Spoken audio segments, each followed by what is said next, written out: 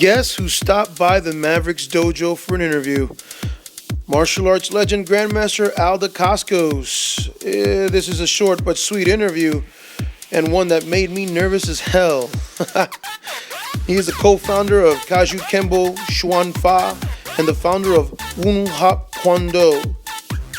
We talk about his origins in the arts, future projects, and his son Mark Dacascos.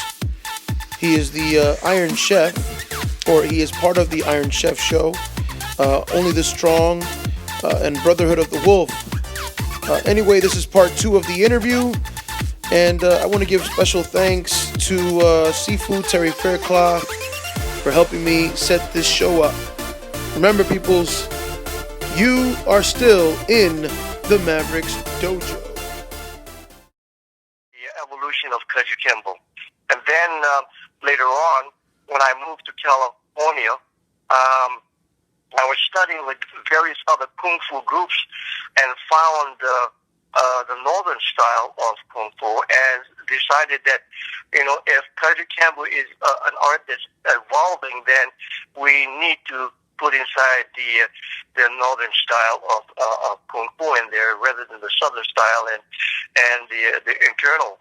So that said, the only name that I could come up with that really explained what we were doing was Chuan Fa, because pretty much Chuan Fa means the same thing as Kempo anyway, but using it in a Chinese way, Chinese meaning. And that's when Kaju Kembo, with the spelled Kajukenbo,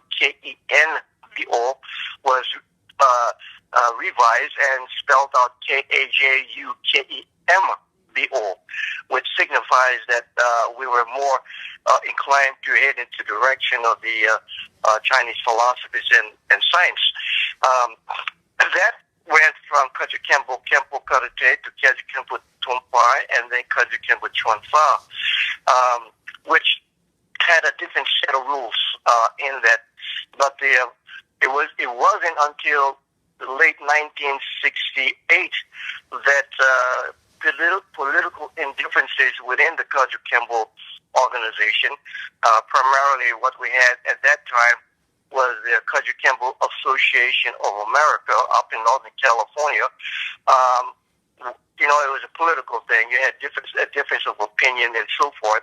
There was a lot of the old timers that couldn't adopt into the Kaju Kembo Chuan Fa because they were already hardcore Kaju Kembo Karate. So that led me to ask Emperor that I needed to break away from Kaju Kembo and, if need be, just call myself One Hop Kendo.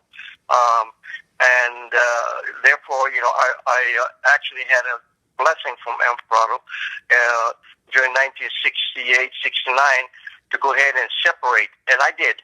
And I did that because we were having a lot of hard problems between the hard stylists and the soft stylists. And at that particular time, the hard stylists really didn't appreciate the soft stylists, and for us it didn't matter. And I just went head on hog into it. That's when actually Bruce Lee was coming out, and then the other people here on the West Coast was coming out with Kung Fu. By the way, at that particular time, we spelled Kung Fu with a G-U-N instead of the K-U-N. That was changed later on when in the mid 1940s, the early 1970s, when the Kung Fu series came out with David Carradine, that they were spelling it K-E-N-G. So then we decided to use the Mandarin version, which was the K-U-N-G instead of Cantonese, which was the G-U-N-G.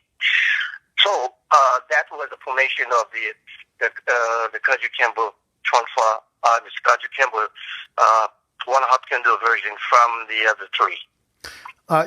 To me, One Hop Kwando, which is, by the way, Grandmaster Dacascos, I think is a very beautiful and kinetic martial art. I think it's genius.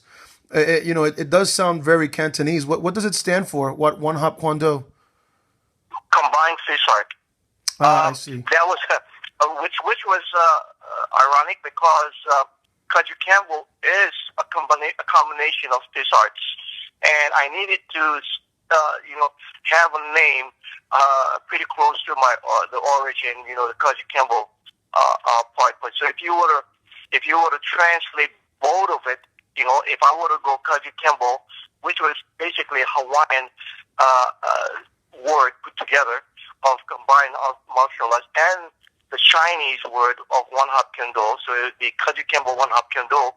It would be like Kaji Kembo combined fist arts and one hop kendo combined fist arts. That's all it meant. Basically, what I was looking for was not a name, but just some kind of expression. And what we do in one hop kendo, I mean, the minute it became a name and put down in paper, it became a system, and I didn't really care for that because one hop kendo is constantly evolving.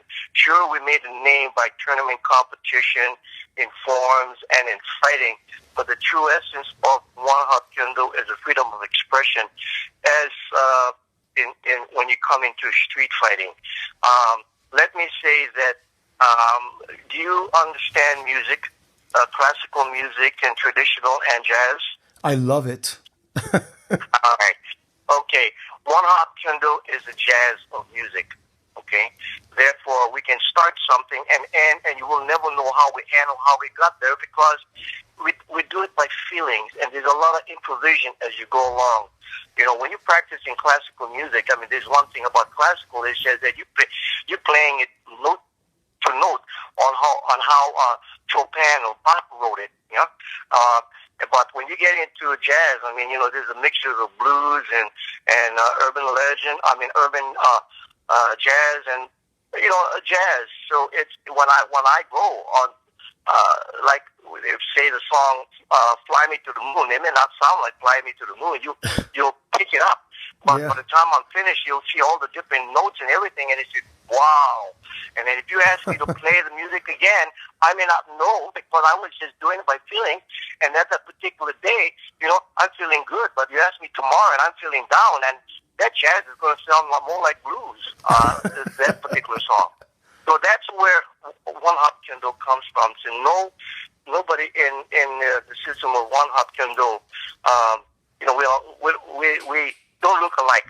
They may have the principles of getting very close to what I do, but they develop their own essence because body types, you get into karate, everybody's trying to look like the sensei, but when you get into one hop kendo, you cannot tell. I mean, the only thing that you might pick up from us is the brutality, the expressions, or individual attributes. But other than that, it's pretty much free flow. And no fight is going to be going according to static movements anyway. It's all kinetic.